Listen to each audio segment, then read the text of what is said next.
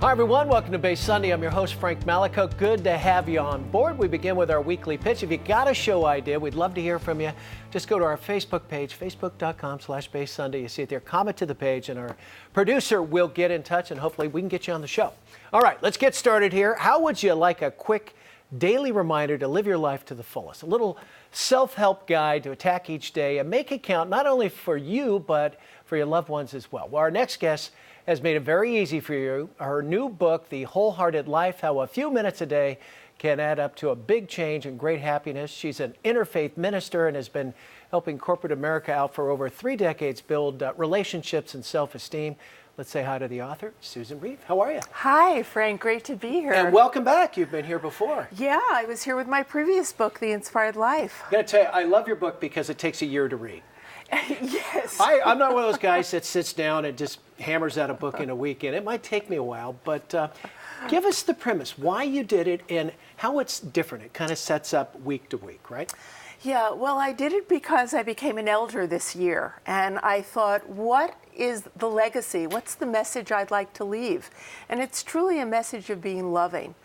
And you know, being loving means accepting it all, saying yes to the obstacles that are on our path, as well as to saying yes to the joyous moments that we have in our life. And so this is a book of exercises, one for every single day of the year. Some are about breathing, some are about eating dessert first. One chapter is about being the world's greatest lover. And of course, meditation and prayer. What chapter is that, by the way? Chapter number 52. You gotta wait until you get the dessert. Well, one of them is writing your own obituary. Yeah. Chapter 14, I think. And I'm aware that it's a word and it's a title chapter that a lot of people are uncomfortable with. But when we think about it, we don't know when we're going to die. If we were to put our lifeline, we're not sure of that endpoint. So if we could live our lives every day based on our most important values, based on what we would like said about us in our lives, and to really write down, what would you like your obituary to say? Yeah, I've written a couple of eulogies, and sometimes you wonder, it's like, what if I go? What would they say about me? It just makes you think a little bit, and I think that's kind of the whole idea, right? Exactly, and then if you could include what it made you think about in how you live each day, wouldn't that enrich your life? You talk about loving others, but loving yourself too. And a lot of us are not really good at that. Yeah, we don't include ourselves in the circle of our love. Really? Yeah. And so our relationship with ourselves is the blueprint for all of the other relationships in our life.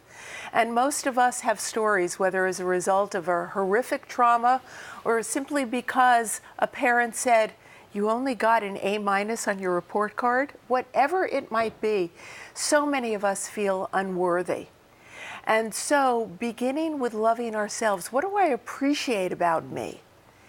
And every day nourish that self-esteem muscle. Why is it so hard for us to let go? There's so much minutia and whatnot that we throw up into our brains. Why is it hard for us to let go? Well, because we believe the stories in our mind. We believe that I'm separate from you. We believe that if you say something that hurts my feelings, you're doing it on purpose. I mean, I think it's interesting what's going on in the country right now about immigration. Republicans are talking about they're going to be mean to the president for things that he wants because he did something that they didn't want. Well, so often we hold on to the wounds and hurts rather than letting them go. I think it's crucial to believe that each one of us, every single moment, is doing the very, very best we can based on what we're thinking, based on what we believe at that moment. Now, you just turned 65. Yes. It's kind of a watershed number because you're in your, third chapter, I think, as you said? I call it my third act, yes. How's your perspective changed, and how did that kind of maybe glaze the book a little bit as well? Well, because I really see that my major job, using the life experience, the gifts and talents that I have, is to love, is to give love, receive love, and be loving, starting with my relationship with myself, Because when all is said and done, isn't that what we want? Yeah. To have a loving world for our children, our grandchildren, and 7 generations beyond. It's okay to be happy. It's okay to be happy, and we have to learn how to do it. Exactly. Well, can I recommend the book then? Absolutely. I think we shall, and I'm going to keep it. Read a couple, a little bit a day, and follow through, and hopefully you can get there. Susyn, thanks so much. Thank you so much, I know Frank. it comes out this week, so check it out. For more information about Susyn Reeve and her new book, log on to SusynReeve.com. That's Susyn, SUSYN, Reeve.com.